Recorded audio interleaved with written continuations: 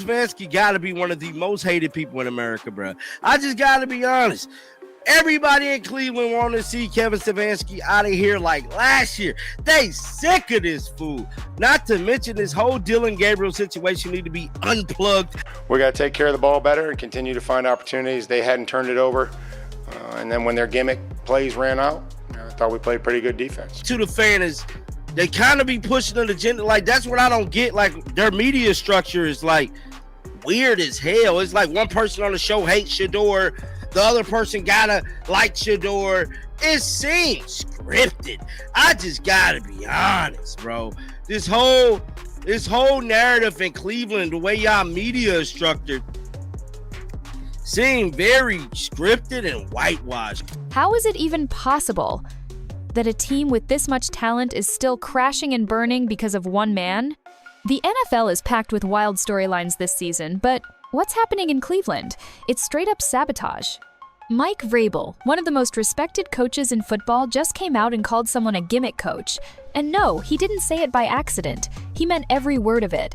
And fans didn't need a decoder ring to figure out who he was aiming at. It was Kevin Stefanski, the head coach of the Cleveland Browns, and possibly the most polarizing name in football right now. And let's be real, he's earned that title. Because while fans are still recovering from one head-scratching decision, Stefanski casually drops another, this time benching Shedeur Sanders without warning, explanation, or even a fake injury report. Now the fan base is livid, the locker room is confused, and the media? Well, some of them are talking. A few are covering for him, but none of them are explaining what's really going on. So what happened with Mike Vrabel's gimmick comment? Why is Shedeur on the bench while rookie Dylan Gabriel makes one mistake after another and keeps starting? And most importantly, is Kevin Stefanski destroying this team? From the inside? Let's break it down piece by piece. Before going further, if you're enjoying this video, don't forget to smash that subscribe button. It really helps us keep bringing you the content you love. But what Kevin Stefanski is telling all of us straight to our faces is that Dylan Gabriel is his guy. And he will never start Shedeur Sanders.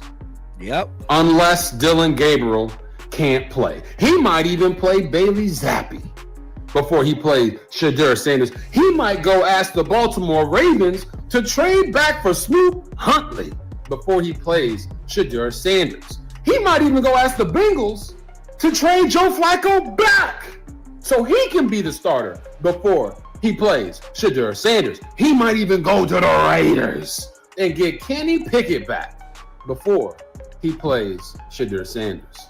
The only way this Cleveland Browns team gets better this season or into next year is if Kevin Stefanski is not there. Hey, but I'm telling you right now, this the real thing. This is the real thing.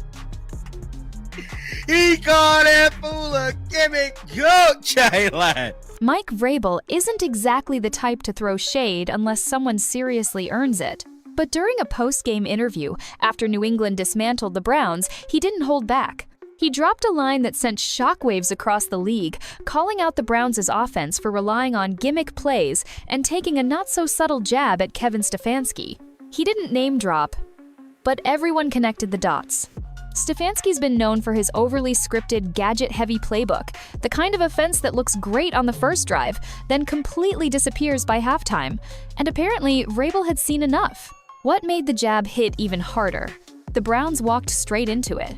It was like Vrabel knew exactly what Cleveland would try, and he coached circles around it. He read them like a children's book. When those opening trick plays dried up, the Browns' offense had nothing left. But here's the part that really stung. Vrabel wasn't saying anything new. He was just the first coach bold enough to say it out loud. Fans have been screaming this exact point for 2 seasons now. Stefanski is all flash, no follow-through. His play calling is predictable. His adjustments are outdated. And the second the scripted drive ends, so does Cleveland's momentum. So, when Vrabel said it, nobody blinked. Instead, the entire football world nodded in agreement. This wasn't trash talk, it was confirmation. But don't think this was just a spicy one-liner, because what happened during the game made Vrabel's words look less like opinion and more like prophecy. At first, the Browns looked sharp. Opening drive? Clean, balanced, textbook execution. Dylan Gabriel looked like Dylan Gabriel. his luck finally ran out with the picks. He also gave up a safety. Chris, I've seen enough. I said I've seen enough last week. But if Shedeur can't stay healthy, you're going to get him on the field. Chris, did he work out on the field before the game? Yeah, tried to get loose and get ready. How do you get hurt? They won't even let the kid play. They marched down the field with confidence, mixing runs and short passes, and capped it off with an early touchdown to grab a 7-3 lead. The fans were buzzing. The announcers were optimistic. And for maybe 5 minutes, it felt like Cleveland had finally figured it out. But here's the thing, nobody wants to admit, that wasn't a comeback, it was a script. NFL teams always script their first few plays. It's a standard part of game planning. But with Cleveland, that script is all they've got. Once those opening 10-15 plays are over, this team hits a wall. Every single week. And that's exactly what happened here. As soon as the preset plays ran out, the creativity dried up, the momentum disappeared, and the quarterback suddenly looked lost in a fog. Pass protection broke down, routes weren't sinking, the offense fell apart before the second quarter even heated up. It was like watching two completely different teams, the version Stefanski built in a boardroom, and the one he left stranded on the field. So the big question isn't, can the Browns start strong? It's why, year after year, this team collapses the moment things get unscripted. And the scariest part? Opposing coaches know it. Vrabel certainly did. He didn't panic when the Browns put up that early touchdown he waited, because he knew the real Cleveland would show itself before halftime. And it did. And while the offense struggled to stay alive, everyone started asking the same question, where was Shedeur Sanders? And why wasn't the team's most talented quarterback even in the picture? As Cleveland's offense crumbled on live television, one question screamed louder than the scoreboard. Where is Shedeur Sanders? This is the same quarterback people couldn't stop talking about just months ago. The same QB praised for his composure, awareness, and football IQ well beyond his years.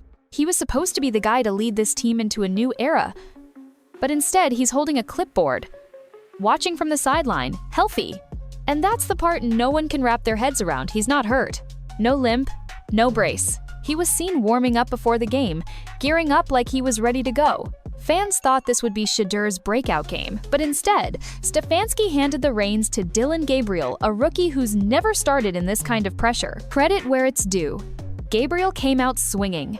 Yes, he followed the scripted drive and delivered an early touchdown pass. But that was it. Once the chaos hit, he folded. He threw picks, took unnecessary hits, gave up a safety. The momentum died, and so did Cleveland's chances. And still, no Shedeur. It was like watching a slow-motion car crash, while the guy with the map sat in the passenger seat, silent, ignored, benched. This wasn't just a coaching decision, it was a statement. Stefanski was making it clear. Dylan's the guy, not Shedeur. Period. But why? That's what no one in Cleveland or in the locker room seems to understand.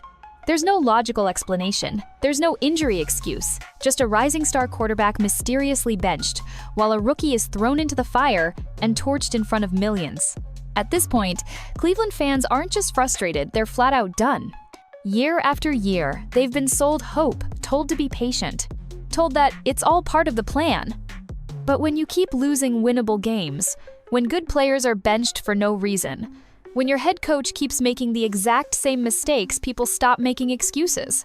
And with Kevin Stefanski, the excuses ran out a long time ago. Just scroll through Cleveland sports Twitter, it's brutal.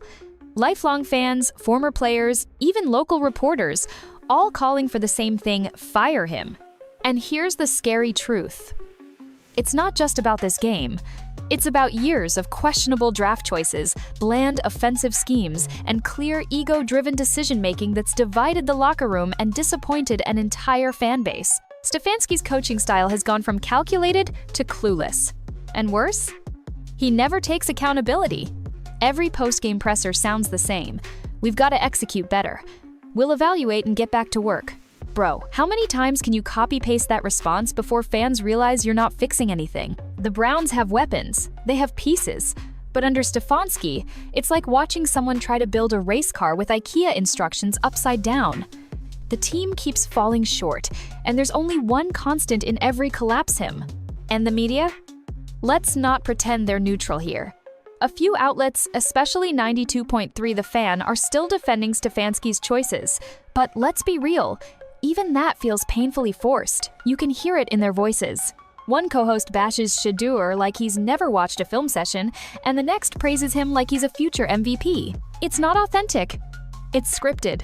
So when fans say they don't trust the media's Stefanski-friendly narrative, they're not crazy. They're paying attention. And honestly, they might be seeing the situation more clearly than the front office. At first, it just looked like bad coaching. But the longer this situation drags on, the more it starts to feel personal. You've got a fully healthy NFL-ready quarterback sitting on the sidelines, game after game. You've got a rookie starter who's clearly overwhelmed and not progressing, and you've got a coach who refuses to explain any of it. So naturally, people are starting to ask, is there something going on between Kevin Stefanski and Shedeur Sanders? Now let's be clear, we're not saying there's some dramatic locker room explosion or behind-the-scenes shouting match. But even without hard proof, fans feel when something's off, and this whole setup doesn't pass the sniff test. Why would any coach with playoff potential risk everything by refusing to play their most promising quarterback? Not because of injury, not because of performance, not because of locker room beef, at least, none that we know of. But here's the kicker. Shedeur's done nothing wrong. No on-field meltdown, no drama, no controversy. In fact, he's been praised for his leadership, humility, and football IQ by teammates, by ex-coaches, even by analysts outside of Cleveland. So why is he being treated like a third-string backup? It makes no sense unless Stefanski's trying to make a point. And if that's even partially true, that's not just bad coaching, that's sabotage. Because when a quarterback like Shedeur is benched with no logical reason, in the middle of his prime development time, while a less experienced rookie is handed the spotlight, that doesn't just send a message to the fans. It sends a message to the entire locker room.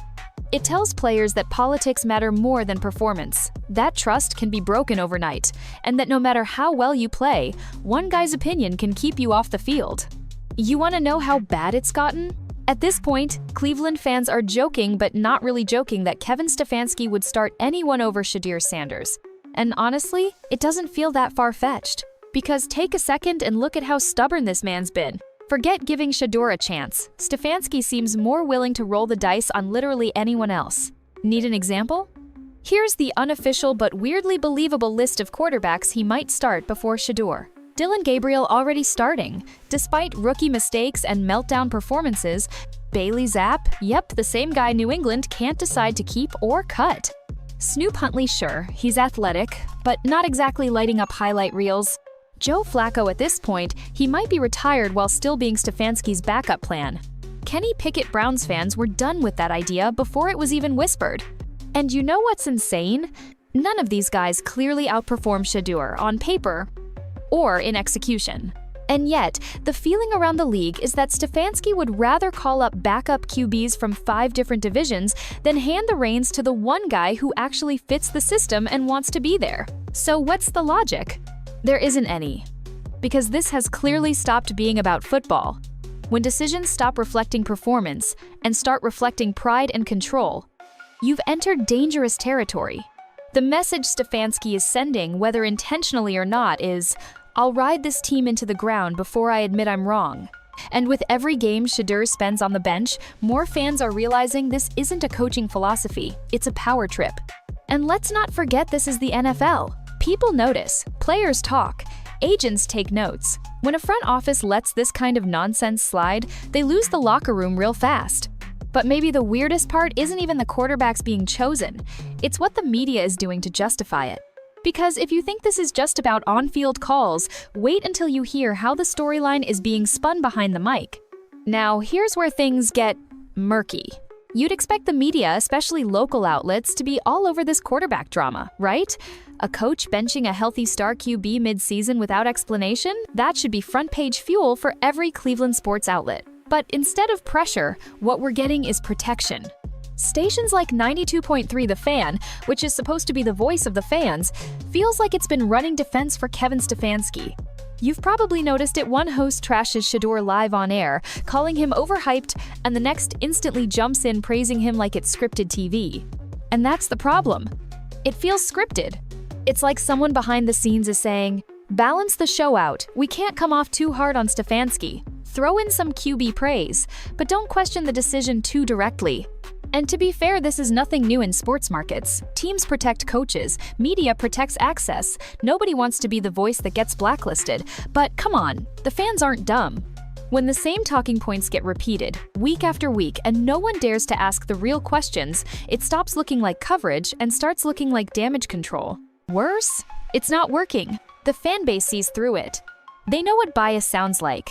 And when your own media starts sounding more loyal to the organization than to the truth, the frustration just multiplies. This isn't just a football problem anymore, it's a credibility problem. Because you can't sell fans on trust the process when the process looks broken, and the people reporting on it are reading from a script instead of reporting the facts.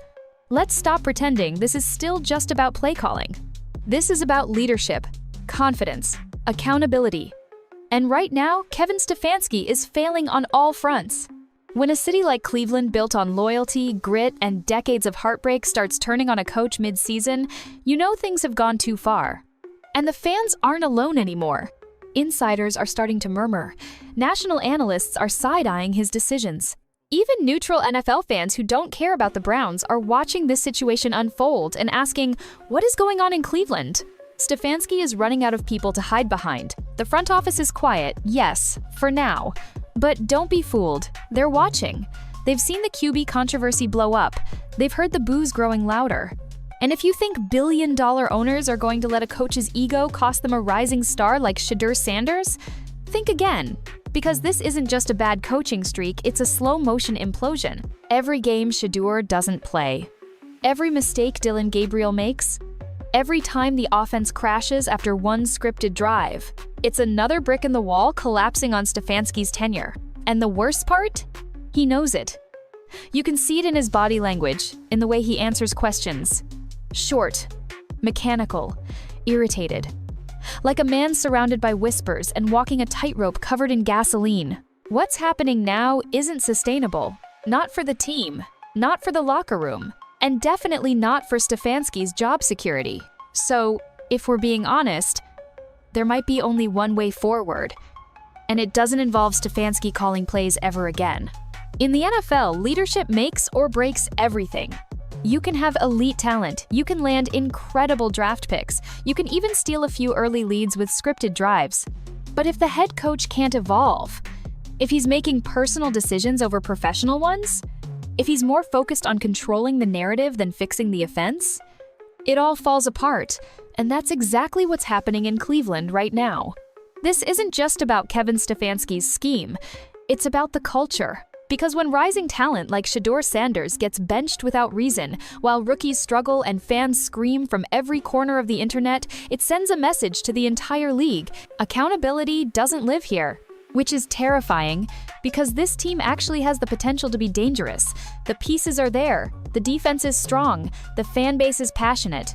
The quarterback, the real one, has already proven he's ready. But talent means nothing with a coach who refuses to let it grow. And the clock is ticking. Cleveland can't afford another lost season. Not now. Not when the league is watching. Not when hard-earned trust is slipping away with every snap taken by the wrong QB. At the end of the day, the Browns don't need another gadget play. They don't need another post-game excuse. They need leadership, stability. A coach who puts reality over pride. Because if Stefanski won't start Shedeur Sanders, then maybe the Browns need to bench him first. So now we ask you, the ones actually watching, actually paying attention. Do you think Stefanski's sabotaging this team from the inside? Is there something deeper going on behind Shedeur's mysterious benching? Drop your thoughts in the comments. We read every single one. And if you're tired of how this season's being handled, smash that like button and subscribe for the real stories the media won't talk about. Because something big is brewing in Cleveland. And trust me, this story isn't over.